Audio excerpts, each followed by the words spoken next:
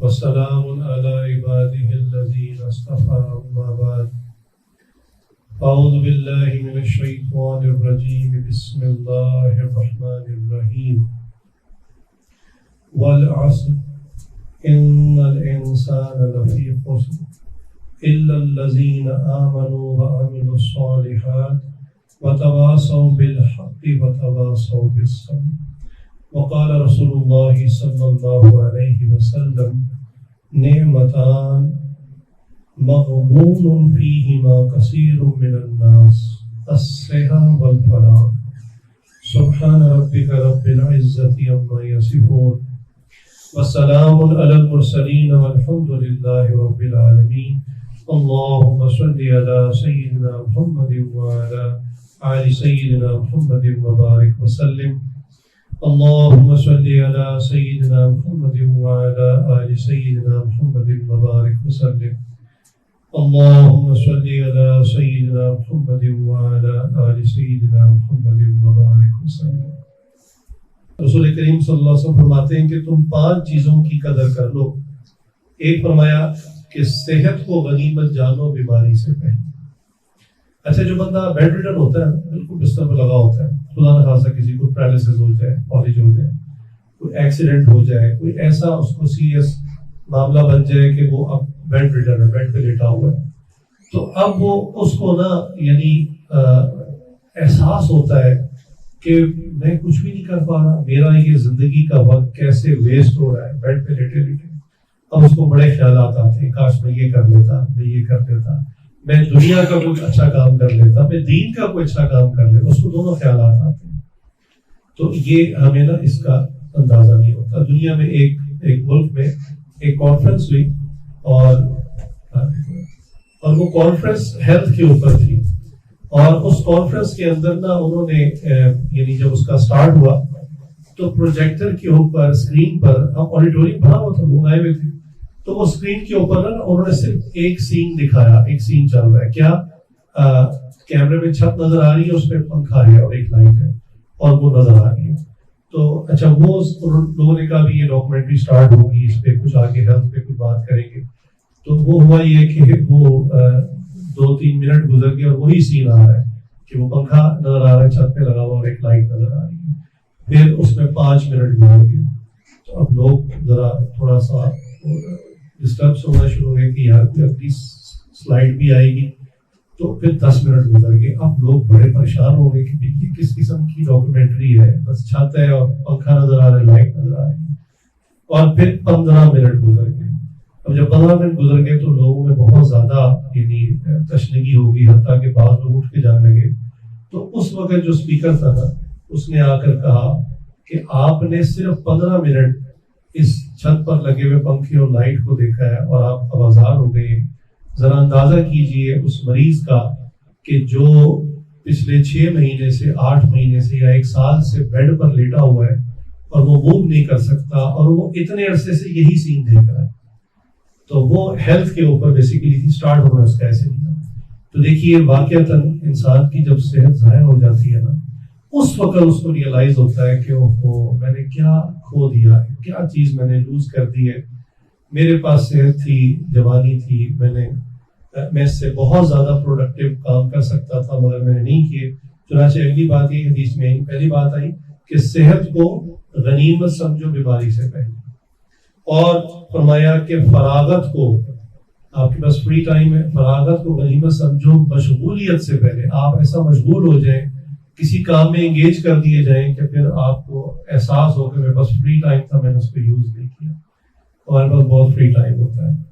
کل ایک جگہ میرا لیکچر تھا، میں وہاں بتا رہا تھا، میں نے کہا دیکھو ہماری زندگی تو ویسے مختصر ہے، پھر اس زندگی میں بھی ہمارے ساتھ کتنی چیزیں ایسی لگی ہوئی ہیں جو ہماری ضروریات، مثلا انسان نے نیند لینی ہے۔ اب نیند، ایک ڈاکٹر کہتے ہیں 8 گھنٹے نیند منیمم ہونی چاہیے اچھی صحت کے لیے، لیکن ماشاءاللہ ہمارے نوجوان تو 14 گھنٹے اور 16 گھنٹے اور اس سے بھی زیادہ کا لوگوں کا اسٹیمنا ہے سونے کا، جوانوں کا۔ اچھا چلے، نیند کا بھی ایک آپ کا ٹائم نکل گیا۔ اس کے بعد جاگنے میں آپ کی اپنی اور ضروریات ہے، آپ نے کھانا پینا ہے، نہانا ہے، کپڑے چینج کرنے، واش روم جانا ہے، یہ آپ کی ضروری. پھر آپ کا ایک پروفیشن ہوتا ہے. اگر آپ اسٹوڈنٹ ہیں تو آپ اسکول میں کالج یونیورسٹی میں پڑھ رہے ہیں. آپ اگر کوئی بزنس مین ہے تو اپنے بزنس میں ٹائم دے رہے ہیں. اگر آپ جاب کرتے ہیں تو جاب کو ٹائم دے رہے ہیں. تو یہ آپ کا پروفیشن کا ٹائم گزر گیا. اب نیند بھی پوری ہو گئی, کھانا پینا باقی ضروریات بھی ہو گئی, آپ کا پروفیشن کا ٹائم بھی پورا ہو گیا. اب جو تھوڑا سا وقت آپ کا بچتا ہے نا, اس کو آپ پروڈکٹیو بنانے کے بجائے انٹرٹینمنٹ کے نام اور اس کی نظر کر دیتے ہیں, اسکرین کے نام کر دیتے ہیں. اب اسکرین پہ مختلف تماشے دیکھ رہے ہیں, کچھ بھی نہیں ہے, صرف ویسٹیج آف ٹائم. میں لا یعنی جو جس کو حدیث میں آیا کہ انسان کے مسلمان کے دین کا حسن یہ ہے کہ وہ لا یعنی کاموں کو چھوڑ دے. تو لا یعنی کی ٹرانسلیشن اکثر ہم سے پوچھی جاتی ہے کہ لا یعنی کس کو کہتے ہیں. تو میرے شیخ حضرت اکثر رحمۃ اللہ علیہ اس کی ڈیٹیل کیا ہے. میں آپ کو سادہ بتاتا ہوں, وہ کام جس کا نہ دنیا کا فائدہ ہے نہ دین کا فائدہ. لا یعنی کا مطلب دنیا کا کام اگر آپ کر رہے ہیں تو یہ بے مقصد نہیں ہے. آپ ایک آدمی ہے, وہ اپنی شاپ پہ بیٹھا ہوا ہے, بھائی سیل پرچیز کر رہے ہیں, یہ لا یعنی نہیں ہے. This is not a misuse of the time. وہ پروڈکٹیو کام کر رہا ہے, حلال کما رہا ہے. ایک بندہ اپنے آفس میں میٹنگ کر رہا ہے, تو یہ بالکل اس کا بالکل درست وقت ہے. یہ لا یعنی اور بیکار نہیں ہے. کہتے ہیں کہ ایسا کام جس سے نہ دنیا کا کوئی فائدہ ہے نہ آخرت کا کوئی فائدہ, کہتے ہیں اس کو لا یعنی کہتے ہیں. اب حضرت نے اس کی مثال بھی دی. فرماتے ہیں میں آپ کو بتاؤں, یہ جو اسکرین پہ اکثر چیزیں لوگ دیکھ رہے ہوتے ہیں نا, اس میں چلے اس میں بھی ہم پورشن کر لیتے ہیں. کچھ چیزیں انفارمیٹیو ہوتی ہیں کیونکہ ہر آدمی تو ایک جیسا نہیں ہوتا. تو کئی لوگ واقعی انٹرنیٹ میں کہتے ہیں ایک بہت نعمت بھی ہے اگر اس کو نعمت سمجھ کے استعمال کیا جائے, کہ ایک بہت بڑا یعنی انفارمیشن کا ایک آپ کے پاس سمجھے انفینٹ ہارڈ ڈرائیو ہے کہ جہاں سے آپ اچھی کام کی چیزیں کلیکٹ کر سکتے ہیں اور اپنی انفارمیشن میں اضافہ کر سکتے ہیں. اس انفارمیشن کی بیس پہ آپ اپنے لائف میں کچھ پلاننگ کر سکتے ہیں. یہ بہت اچھا اس کا یوز ہے. لیکن اگر آپ اس پہ یہ فضولیات, ٹک ٹاک اور یہ ادھر ادھر کے ڈرامے اور یہ چیزیں دیکھیں گے تو یہ وہی جو آپ کا تھوڑا سا ٹائم بچ گیا تھا, یعنی آپ کی ضروریات بھی پوری ہو گئی, کھانا پینا بھی ہو گیا, پروفیشن کو بھی ٹائم دے دیا, بیوی کو, بچوں کو یا والدین کو بھی وقت دے دیا. اب جو وقت بچا تھا وہ آپ کوئی تھوڑا سا کہ بھی سارا دن تو میں نے اپنی ضروریات کو لگا دیا, میں کچھ اللہ نہیں کر دوں, تو وہ وقت بھی آپ نے اسکرین کو دے دیا. ینگسٹرز کے لیے حضرت فرمایا کرتے ہیں لا یعنی کمپیوٹر گیمز ہیں. فرماتے تھے ان سے کچھ حاصل نہیں ہوتا سوائے اس کے کہ اوبیسٹی کے موٹاپا آتا ہے کہ وہ بیٹھ کے, اچھا لٹرلی یہ کئی گھنٹوں کا بیٹھنا ہے. یعنی ایسا نہیں ہے کہ یہ آدھا گھنٹہ, 20 منٹ, 1 گھنٹہ, یہ گھنٹوں کے حساب سے بیٹھنا ہے. مجھے کسی نوجوان نے بتایا کہ جو آن لائن گیمز ہیں اس میں تو اتنی لمبی وہ گیم ہوتی ہے کہ ہمیں نہ پتہ چلتا ہے کہ ظہر چلی گئی, نہ پتہ چلتا ہے عصر چلی گئی, نہ پتہ چلا مغرب چلی گئی. اور ایک نوجوان نے ایک عجیب سی بات بتائی جو میں بتاتے ہوئے بھی تھوڑا شرماتا ہوں کیونکہ میں اس کو مینٹلی ایکسیپٹ نہیں کرتا, لیکن اس نے کہا جی میں آپ کو صحیح بتا رہا ہوں. میں نے کہا کیا؟ انہوں نے کہا ایسی گیمز بھی ہیں کہ جن کو کھیلنے سے پہلے, وہ غیر مسلموں کی بات کر رہا ہوں, کھیلنے سے پہلے نا وہ ایڈلٹ ڈائپر پہن لیتے ہیں. انہوں نے کہا کہ واش روم بھی نہیں جا سکتے, یعنی اس میں کہیں ایسی سٹیج نہیں آتی جہاں آپ سیو کر سکیں. انہوں نے کہا وہ سنیکس اپنے پاس رکھ لیتے ہیں اور وہ ایڈلٹ ڈائپر پہن لیتے ہیں کہ ہمیں اگر حاجت ہوگی واش روم, ہم واش روم میں نہیں جائیں. وہ وہیں بیٹھے بیٹھے جو ہے وہ اسپیشل چیئرز ہوتی ہیں, اسپیشل اس کی کمفرٹیبل چیئرز ہوتی ہیں کمپیوٹر گیمز کی, اور جناب اسی پر جو ہے نا وہ اپنی زندگی برباد کر دیتے ہیں. کسی نے پوچھا ینگسٹر سے بھی تم کیا کر رہے ہو؟ کہتا ہے جسٹ کلنگ سم ٹائم. بھئی آپ ٹائم کو نہیں کل کر رہے, ٹائم از کلنگ یو. حضرت امام شافعی رحمۃ اللہ فرمایا کرتے تھے کہ وقت ایک تیز دھار تلوار ہے, اگر آپ اس کو نہیں کاٹو گے تو ایونچولی یہ آپ کو کاٹ ڈالے گی. اور یہی ہوتا ہے, ایسا بندہ جو کل کہہ رہا ہوتا ہے کہ میں ٹائم کل کر رہا ہوں, ٹائم کل کر رہا ہوں, ادھر اعلان ہوتا ہے اس کا جناب فلاں بن فلاں صاحب کا انتقال ہو گیا قضاء الہی سے اور جنازہ ختم ہو گیا. تو اب اس نے کیا ٹائم کو کل کرنا تھا, ٹائم نے اس کو کل کر دیا. تو حدیث مبارکہ میں کیا آیا کہ تم صحت کو غنیمت جانو بیماری سے پہلے, فراغت کو غنیمت جانو مشغولیت سے پہلے, اور زندگی کو غنیمت جانو موت سے پہلے. مرنے کے بعد قبر میں جا کے افسوس کرنے کا کیا فائدہ؟ اللہ اکبر. اچھا آپ کو ایک حدیث بتاتا ہوں, بڑی عجیب حدیث ہے. رسول اللہ صلی اللہ علیہ وسلم نے فرمایا کہ جنتی جنت میں جانے کے بعد کسی چیز پر افسوس نہیں کرے گا، کیونکہ جنت جگہ ایسی ہوگی کہ یعنی وہ دنیا کو جب یاد کرے گا تو جسے کہتے ہیں نا اس کی وامٹنگ والی حالت ہو جائے گی، یعنی دنیا کی نعمتوں کو یاد کرے گا کہ میں یہ گندگولا کھاتا تھا، یعنی اس کی لٹرلی کیفیت ہوگی کہ میں یہ کھاتا تھا دنیا میں. وہ دنیا کو لذت سے یاد نہیں کرے گا، یاداشت ہوگی اس کی، لیکن وہ حسرت سے یا لذت سے نہیں کہ وہ دنیا میں جناب وہ محمد نہیں آ رہی تھی یا وہ فلاں کے پائے تھے، وہ کہے گا that was all filth، میں کیا کھاتا رہا ہوں. کیا جنت میں ایسی نعمتیں ہوں، جنت میں ایسے محلات ہوں گے، ایسی مخلوق ہوگی کہ وہ دنیا کا جب خیال بھی آئے گا تو اس کی کیفیت متلی والی ہو جائے گی کہ یہ کیا گند تھا جس میں میں رہتا ہوں. اس کے باوجود حدیث میں آتا ہے کہ جنتی جنت میں جانے کے بعد بھی افسردہ بیٹھا ہوگا، افسوس کر رہا ہوگا. اللہ تعالیٰ دیکھیں گے میرا جنتی اداس ہے تو کوئی کمی ہوگی، تو پھر اللہ پوچھیں گے کہ بھئی فرشتے کے ذریعے سے پوچھو کہ جنت میں وہ کمی ہے. وہ کہے گا اللہ جنت تو بالکل میرے وہم و گمان سے بھی بڑھ گئی، میں نے امیجن بھی نہیں کیا تھا. امیجنیشن کی بھی ایک پاور ہوتی ہے، اس سے بھی زیادہ خوبصورت ہے، اور تمہیں پھر افسردہ کیوں بیٹھے. تو پتہ کیا جواب دے گا؟ وہ کہے گا میں اس وقت کے اوپر گزر جانے پر افسوس کر رہا ہوں جو میں نے دنیا میں ضائع کر دیا. حالانکہ یہ جنت ہی ہوگا، eventually he went to paradise, he went to جنت.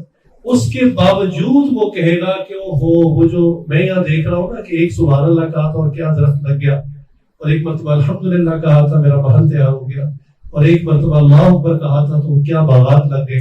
تو اب جو ریوارڈ میں دیکھ رہا ہوں نا تو میں افسوس کر رہا ہوں کہ دنیا میں نے بہت زیادہ سال، مہینے، ہفتے، گھنٹے، منٹس بلکہ سیکنڈ ضائع کر.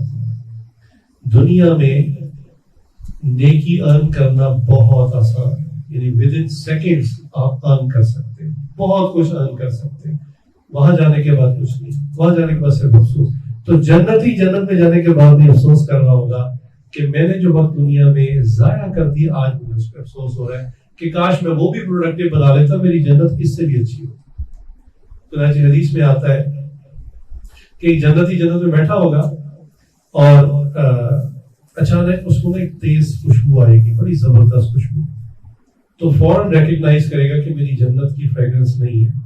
جیسے میں ایک مثال دیتا ہوں، ایک عام آدمی نے گھر میں 3 4 5 پرفیوم رکھے ہوتے ہیں، امیر لوگوں نے 20 25 30 رکھے ہوتے ہیں، لیکن آپ کو پتا ہوتا ہے کہ میرے پاس کون کون سی فریگرنس ہے. تو جنتی کو پتا ہوگا کہ میری جنت میں کون کون سی خوشبو ہے. تو وہاں تو میموری لاس کا مسئلہ ہی نہیں. ایک دم تیز خوشبو آئے گی تھوڑی دیر کے لیے اور ختم ہو جائے گی، تو فوراً جنت کی مخلوق سے پوچھے گا کہ یہ اتنی زبردست خوشبو کہاں سے آئی. تو اس کو بتایا جائے گا کہ جناب آپ سے جو ایک لیول اوپر کا جنتی ہے نا، یہ اس کے منہ سے خوشبو آئی. اچھا، اس کے منہ کی خوشبو اتنی زبردست ہے جو میری جنت میں نہیں ہے. بھائی اس کے اور میرے اعمال میں فرق کتنا ہے.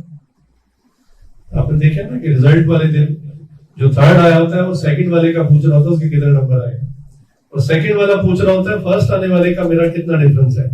اور جب اس کو بتایا جاتا ہے نا کہ جی اس نے صرف 1 نمبر آپ سے زیادہ لیا، وہ آنسو سے رو رہا ہوتا ہے کہ کاش میں تھوڑی سی اور محنت کر لیتا تو آج میں فرسٹ ہوتا. تو اس جنتی کو بتایا جائے گا کہ جناب آپ کے اور اوپر لیول والے کے اعمال بالکل ایک جتنے ہیں، جتنی نمازیں آپ کی ہیں، جتنے نفل آپ کے ہیں، جتنے حج عمرے زکاتیں سب ایکول ہے. صرف زندگی میں اس نے ایک مرتبہ سبحان اللہ آپ سے زیادہ کہا ہوا ہے. اللہ، تو سبحان اللہ کہنے میں 1 سیکنڈ لگتا ہے. تو دنیا میں اٹس میٹر آف سیکنڈز، کہ آخرت میں ڈفرنس بہت زیادہ ہے. اللہ کے پاس بہت لیولز ہیں جنت کے، بہت زیادہ، ہم امیجن نہیں کر سکتے. تو دنیا میں سیکنڈز ہیں جو ہم ضائع کرتے ہیں. حضرت شیخ العزیز زکریا رحمۃ اللہ نے لکھا ہے نا اپنی کتاب میں کہ ایک بزرگ تھے کہ وہ ان کا معمول تھا بھوک لگتی تھی تو ستو ہوتا ہے نا پاؤڈر کی طرح کا، وہ پانی میں ڈالتے اور پی جاتے ہیں، وہ پیٹ بھر دیتا ہے. تو کسی نے کہا کہ حضرت آپ باقاعدہ سالن روٹی اتنے لذیذ سالن ہوتے ہیں، آپ وہ کیوں نہیں کھاتے؟ تو کہا بس میں نہیں کھاتا، تھوڑا سا اوائڈ کیا. انہوں نے کہا نہیں ہے تو پھر بھی بتائیں. انہوں نے کہا دیکھو میں نے کچھ حساب لگایا. انہوں نے کہا کیا حساب لگایا؟ انہوں نے کہا میں نے حساب لگایا ہے کہ جتنی دیر میں روٹی کا نوالا توڑا جاتا ہے، سالن میں ڈبویا جاتا ہے، پھر منہ میں ڈال کے اس کو بندہ چباتا ہے اور پھر اندر لے کے جاتا ہے. اس طرح ایک میل کے اندر، ایک کھانے کے اندر جتنا وقت اس میں لگتا ہے اور ستو کو بس پانی میں گھول کے جلدی سے پینے میں لگتا ہے، اس دوران میں 70 مرتبہ سبحان اللہ زیادہ پڑھ لیتا ہوں. اتنا وہ ٹائم کے بارے میں کوشش تھے اور اتنی اپنی آخرت کے بارے میں فکر مند تھے. وہ کہنے لگے میں نے زندگی کے پچھلے 20 سال ایسے گزار دی کہ میں ستو جب بھوک لگتی ہے، پیٹ ہی بھر رہا تو پانی میں گھولتا اور پی جاتا. تو یہ صرف کھانے کا عمل نہیں تھا، ان کی زندگی کے باقی معاملات بھی ایسے تھے کہ وہ ایک ایک سیکنڈ کو قیمتی بناتے تھے. چنانچہ حدیث مبارکہ میں آیا 5 چیزوں کی جس کا میں تذکرہ کر رہا تھا کہ صحت کو غنیمت جانو بیماری سے پہلے، فراغت کو غنیمت جانو مشغولیت سے پہلے، اور زندگی کو غنیمت جانو موت سے پہلے، اور جوانی کو غنیمت جانو بڑھاپے سے پہلے. اللہ جوانی کے بارے میں ایک حدیث ہے، بہت زبردست حدیث. آپ اگر اس پہ عمل کر لیں، خاص طور سے ینگسٹرز، تو میں کہتا ہوں جیسے کہتے ہیں نا بعض لوگ سمجھدار لوگ کہتے ہیں کہ بیٹا جوانی ہے، کچھ کما لو، کچھ محنت کر لو، بڑھاپا آرام سے گزرے گا. یہ دنیا کے بارے میں کہتے ہیں، کسی درجے میں ٹھیک بھی کہتے ہیں. اچھا میں آپ کو بتاتا ہوں اس حدیث میں کیا آیا. فرمایا کہ جو بندہ بوڑھا ہو جاتا ہے، ضعیف ہو جاتا ہے، اللہ فرشتوں سے پتہ کیا فرماتے ہیں؟ اللہ فرماتے ہیں فرشتوں سے کہ دیکھو جو اعمال یہ جوانی میں کرتا تھا نا اور اب بڑھاپے میں نہیں کر رہا، تو اس کے وہ اعمال ابھی تک لکھتے ہو. یہ بڑی عجیب بات ہے. یعنی میں آپ کو ایگزامپل دیتا ہوں. ایک بندہ تھا، جوان تھا، جوانی میں ہمت تھی، سردی ہے، ٹھنڈا پانی ہے، مسئلہ ہی کوئی نہیں. وہ آرام سے اٹھا، وضو کیا، اور اس نے 8 نفل پڑھ لیے، 10 نفل تہجد میں پڑھ لی. چارج کا وقت آئے، چارج پڑھ لی، شراط پڑھ لی، قوامین پڑھ لی، صلاۃ التوبہ پڑھ لی، دوسرے نوافل پڑھ لیے، صلاۃ الحاجت پڑھ لی. بھاگا بھاگا گیا، عمرہ کر کے آگے عمرے پر گیا. 15 دن تھے، 15 دن میں اس نے 15 عمرے کر لیے، 30 عمرے کر لیے، مسئلہ ہی کوئی نہیں. ہم اللہ کی توفیق سے عاجز حج پر گیا. ہمارے ساتھ ایک میجر صاحب تھے، ینگ تھے، بالکل لڑکے سے تھے. تو وہ ان کا عجیب حال کہ ہم بھی ہمت والے تھے لیکن ان کی ہمت عجیب تھی. وہ صبح فجر میں اٹھتے، تھوڑی دیر بعد جناب وہ پتہ لگا کہ 1.5-2 گھنٹے گزرے تو ہمارے پاس کمرے میں آتے، اور وہ انہوں نے ٹرین کروائی بھی تھی. تو اس کے بعد تھوڑا سا سانس لیتے، پانی پیتے، پھر نکل جاتے احرام کے اندر. پھر ایسے ہی کوئی 2 گھنٹے اور پھر واپس آ جاتے تھے. رات کو ہماری میں نے کہا آپ کیا کر رہے ہیں آنا جانا، کدھر گئے ہیں میرے ساتھ؟ تو کہہ رہے کہ میں عمرے کر رہا ہوں. میں نے کہا اچھا تو کتنے عمرے کر لی؟ کہتے میں صبح سے اب تک نا کوئی 7-8 عمرے کر چکا ایک ہی دن میں، ماشاء اللہ. میں نے کہا اچھا. تو خیر جب ہمارا سفر مکمل ہوا نا تو انہوں نے عجیب بات کی، دیکھیں جذبہ اس کو کہتے ہیں. کہنے لگے کہ میں نے اپنی فیملی میں جتنے جوان ہیں، جتنے بوڑھے ہوں، جتنے بچے ہیں، سب کے نام کہہ کے گھوما کر. اللہ اب ٹائم کو ان کو پتا تھا میں ایک انویسٹمنٹ لے کے آیا ہوں، یہاں آنا آسان نہیں ہے. پتہ نہیں زندگی میں دوبارہ آنا ہوتا ہے نہیں ہوتا، بعض کا موقع نہیں ہوتا، بعض کا صحت نہیں ہوتی، بعض کا مال نہیں ہوتا. تو کہنے لگے کہ میں نے نا بس، اب وہ آرمی میں تھے ماشاء اللہ، ہمت والے ینگ تھے، تو انہوں نے جناب ٹکا کے عمرے کرنے شروع کی. وہاں پہ عمرہ کرنا ایزی ہوتا ہے، یعنی یہاں سے پاکستان سے جا کر عمرہ کرنا ہے، وہاں سے آپ آرام سے اس وقت تو 2 ریال لگتے تھے، اور مسجد عائشہ صدیقہ رضی اللہ عنہا میں جائیں، وہ میقات ہے، وہاں سے آپ احرام اگر آپ نے پہلے سے باندھا بس جائیں، وہاں وقت ہے تو نفل پڑھ لیں، ورنہ نیت کر کے وہاں سے واپس حرم آ جائیں، اور آپ 7 چکر، 1 طواف اور صفا مروہ کی صحیح، یہ آپ کا عمرہ ہوتا ہے. تو وہ ماشاءاللہ دھڑا دھڑ عمرے کر رہے تھے. تو دیکھیں جو لوگ وقت کو یعنی اس کو انڈرسٹینڈ کرتے ہیں کیسے قیمتی بناتے ہیں. ہمارے شیخ نے ایک بڑی عجیب مثال دی، فرماتے ہیں کہ دیکھو آپ کے گھر میں استری تھی، وہ جل گئی، خراب ہو گئی. اب آپ کیا کرتے ہیں کہ پڑوسیوں سے استری بورو کر لیتے ہیں، کسی سے مانگ لیتے ہیں یا کپڑے استری کر لیتے ہیں. لیکن اب آپ کو پتا ہے کہ بھی ہماری استری ٹھیک ہونے جائے گی، 2-4 دن لگ جائیں گے. تو اب آپ جو پڑوسی سے استری بورو کریں گے، آپ ایک جوڑا استری نہیں کریں گے، آپ اپنے بھی 2-3 جوڑے، بچوں کے بھی 2-3 جوڑے، بیگم صاحبہ کے بھی 2-3 جوڑے، یہ سب استری ہو جائیں گے. کیوں؟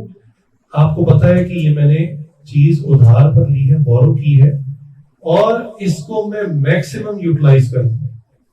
تو کہا کہ جو ادھار کا مال ہے اس کا اصول ہوتا ہے کہ انسان اس کو میکسیمم یوٹیلائز کرتا ہے. بالکل اسی طرح جو لوگ رینٹ پہ گاڑی لیتے ہیں وہ اس کو میکسیمم یوٹیلائز کرتے ہیں. پتہ ہے ہم نے اس کی پیمنٹ کر دی. تو فرمایا کہ یہ زندگی اور یہ جسم یہ بور و شدہ چیز ہے, ہماری اپنی ملکیت ادھار کا مال ہے. تو ہمارے اکابر اس چیز کو سمجھتے تھے, اس لیے وہ وقت کی اتنی قدر کرتے تھے کہ وہ اس کو میکسیمم یوٹیلائز کرتے تھے. فرماتے تھے اللہ نے زندگی دی ہے, واپس بھی اللہ لے لیں گے, اب ہم اس زندگی کو میکسیمم جو ہے وہ ان یوز کرتے ہیں. اسی لیے وہ فرضوں کے علاوہ نفل, حج کے علاوہ عمرے, زکوٰۃ کے علاوہ صدقات, یعنی وہ اور فرض روزوں کے علاوہ نفلی روزے, وہ اسی لیے دن رات عبادت کرتے تھے کہ ہمیں پتہ نہیں ہم 60-70 سال کو پہنچیں گے نہیں, جوانی میں فوت ہو جائیں. تو میں حدیث بیان کر رہا تھا کہ اللہ تعالیٰ فرماتے ہیں فرشتوں سے کہ یہ بندہ بوڑھا ہو گیا ہے, جو عمل یہ جوانی میں نیکی کے کرتا تھا وہ تم لکھتے, اب وہ نہیں کر رہا, تو بوڑھا ہو گیا, ضعیف ہو گیا, بستر پہ لگا ہوا, وہ لکھتے رہو. اس کی وجہ سنیے کیا. ایک نیک آدمی نیت کیا کرتا ہے کہ میں جب تک زندہ رہوں گا میں نیکیاں کرتا رہوں گا, یہی نیت کرتا ہے. اس کی اس نیت کی وجہ سے اب بھی کرنا چاہتا ہے, اب جسم ساتھ نہیں کرتا. اب وہ پہلے تہجد میں اٹھ کر 10 نفل آرام سے پڑھ لیتا تھا, اب اس کے لیے فجر میں اٹھنا مشکل.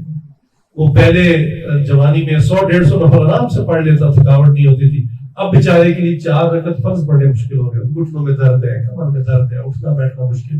اللہ بھی دیکھ رہے ہیں. اللہ کہتے ہیں نیت تو وہی ہے نا کہ میں وہی عبادت کروں جوانی والی, لیکن کرنا چاہتا ہے کر نہیں سکتا, باڈی رسپونڈ نہیں کرتی. تو فرمایا اس کی وہی نیکیاں لکھتے رہو جو جوانی کی تھی. تو اللہ رب العزت اس کے وہی اعمال لکھواتے رہتے. اللہ تعالیٰ کتنے قدردار. تو فرمایا کہ جوانی کو غنیمت سمجھو بڑھاپے سے پہلے. اس جوانی کے بارے میں آپ کو میں ایک اور حدیث سناؤں. اللہ اکبر. آتا ہے کہ آپ جب اللہ کے سامنے ہم سب پیش ہوں گے تو کچھ سوالوں کے جواب ڈائریکٹ اللہ کے سامنے بالکل اللہ کی عدالت میں دینے پڑیں گے. ان سوالات ذرا سنیے وہ کیا ہوں گے اللہ کے بالکل سامنے. ایک فرمایا کہ تم نے عمر کس کام میں گزاری, یعنی پوری لائف کا آڈٹ. عمر میں یاد رکھیے گا جو بالغ ہونے سے پہلے کا ٹائم ہے جس کو چائلڈہڈ کہتے ہیں, اس کا حساب نہیں ہوگا. بچے بھی شریعت نہیں. بالغ ہونے کے بعد وہ جو پہلی نماز بنوبت کے بعد ہم پر فرض تھی نا, وہاں سے سٹارٹ ہوگا. تو فرمایا کہ عمر کس کام میں گزاری. اب اچھا عمر کے 3 پورشن ہیں. ایک آپ کا جو اس کو ٹین ایج کہتے ہیں, جوانی, لڑکپن, اس کے بعد آگے جوانی, اس کے بعد بڑھاپا, ٹھیک ہے نا, اس کے بعد انسان کی ڈیتھ ہو جاتی ہے. تو یہ تینوں حصے عمر کے اندر ہوتے ہیں. تو پہلا کوشچن ہے عمر کس کام میں گزاری. ذرا دوسرا کوشچن سنیے, جوانی کس کام میں گزاری. یہ فرمایا کہ اللہ تعالیٰ تو اضافی بات نہیں کرتے, اللہ تعالیٰ تو بالکل ریلیونٹ اور ٹو دا پوائنٹ بات کرتے ہیں.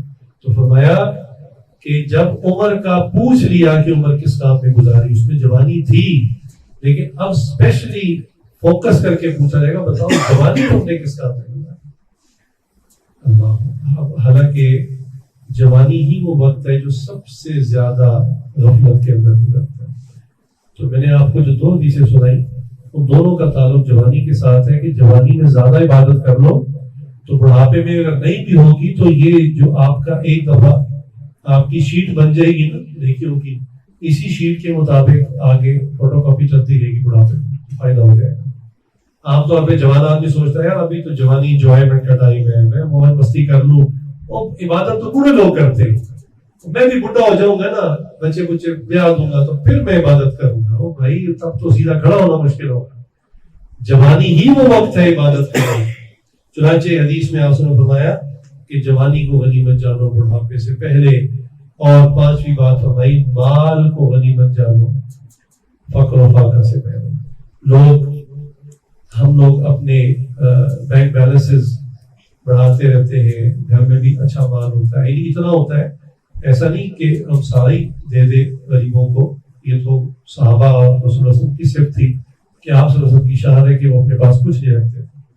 میں نے وہ آپ کو حدیث سنائی تھی, میرے استاد محترم مفتی سعید صاحب نے حدیث سنائی فرماتے ہیں ایک مرتبہ رسول اللہ صلی اللہ علیہ وسلم نے نماز پڑھی، سلام پھیرا، اور سلام پھیر کر بہت تیزی سے لوگوں کے کندھے پھلانگتے پھلانگتے گھر چلے گئے، گھر بالکل ساتھ ہی تھا. اور ایسا معاملہ رسول اللہ صلی اللہ علیہ وسلم نے کبھی نہیں کیا تھا. آپ اس کو بہت ناپسند کرتے تھے کہ لوگ بیٹھے اور آپ ان کے شولڈرز کے اوپر سے پھلانگ پھلانگ کے جا رہے ہیں. صحابہ بہت حیران تھے کہ یہ تو بالکل آپ سب کی جو اپنی تعلیمات ہیں اور جو آپ سب نے خود ہمیں ایٹیکیٹ سکھائے، آپ سب نے تو ایسا کبھی نہیں کیا. یقیناً کوئی موسٹ ارجنٹ اور امپورٹنٹ ورک ہے، کوئی ٹاسک ایسا ہے کہ آپ سب اتنی تیزی سے کر گئے. تھوڑی دیر میں آپ صلی اللہ علیہ وسلم تشریف لائے تو اسی وقار کے ساتھ، اسی بردباری کے ساتھ، اسی صبر و تحمل کے ساتھ اطمینان سے آ کر تسلی سے بیٹھ گئے، اور چہرے پہ بڑی ایک جیسے ریلیکسیشن فیلنگ ہوتی، بہت مطمئن تھے. پھر خود جواب دیا، صحابہ کے چہروں پہ سوال تھا تو آپ نے خود جواب دیا. فرمایا کہ نماز سے پہلے مجھے کسی نے ایک سونے کی ڈلی ہدیہ میں پیش کی تھی. فرماتے میں نے جیسے ہوتا ہے کہ نماز کے لیے آ رہے کسی نے ہدیہ پیش کر دی، میں اس کو گھر رکھ دیا، نماز میں کھڑا ہو گیا. تو میں نے کہ پوری نماز میں مجھے یہ خیال آتا رہا کہ اگر میری اس وقت میں اللہ کے پاس حاضری ہو گئی، میری وفات ہو گئی، تو میری ملکیت میں سونے کی ڈلی پائی جائے گی. اور اگلی بات میں ایڈ کر رہا ہوں حدیث میں کہ میرے امتی بھی پھر اسی کے سنت بن جائے گی کہ سونا اکٹھا کیا جائے. تو فرماتے ہیں کہ میرے امتی بھی پھر اسی کام میں لگ جائیں گے. فرماتے ہیں مجھے اتنا غلبہ ہوا کہ سلام پھیرتے ساتھ ہی میں تیزی سے گھر گیا، اس ڈلی کو صدقہ کیا اور میں یہاں آپ کے پاس آ گیا. یہ تو بہت اعلیٰ درجے کا مقام ہے رسول اللہ صلی اللہ علیہ وسلم کا یا صحابہ کا. ان کا فقر تو اختیاری تھا، وہ جان کر یہ معاملہ کرتے تھے کیونکہ مال کی محبت نہیں تھی. میں یہ نہیں کہہ رہا، عام آدمی کے لیے ہے کہ ہمارے پاس اچھا خاصا مال ہوتا ہے کہ ہم اپنے گھر کے سرکل کو بھی چلا سکتے ہیں اور اضافی بھی ہوتا ہے. لیکن ہم پتہ کیا سوچ رہے ہوتے ہیں، ہم کہتے ہیں کہ نہیں یہ برے وقت کے لیے سنبھال کے رکھو، اس کو صدقہ نہیں کرتے، اس کو برے وقت کے لیے سنبھال کے رکھو. اور یہی ذہن میں چل رہا ہوتا ہے کہ اتنا میرا منتھلی ایکسپینس ہے اور اتنے جو ہے نا میرے پاس to be on the safe side پڑے ہوئے ایمرجنسی کے لیے. اور اسی بندے کا ایک دم ایکسیڈنٹ ہو جاتا ہے یا اس کو ایک دم پتہ چلتا ہے کہ اس کو کینسر کی لاسٹ سٹیج ہے. اب جب یہ بستر پہ لگتا ہے، اب کہتا ہے مال جلدی جلدی صدقہ کرو، جلدی جلدی صدقہ کرو. اب اس کو گھر والوں کی بھی پرواہ نہیں ہوتی، کسی کی، وہ کہتا ہے بس کسی طرح سے میں ڈونیٹ کر دوں اور میری جنت بن جائے، میری آخرت بن جائے. تو فرمایا کہ یہ مال جو ہے اس کو غنیمت جانو فقر و فاقہ سے پہلے. تو یہ 5 چیزیں جن کا خاص تذکرہ ہے، اس میں ایک وقت بھی ہے جس کی ہم نے بات شروع کی. دعا ہے اللہ تعالیٰ سے جو کہا سنا اللہ تعالیٰ اور عمل کی توفیق عطا فرمائے. وآخر دعوانا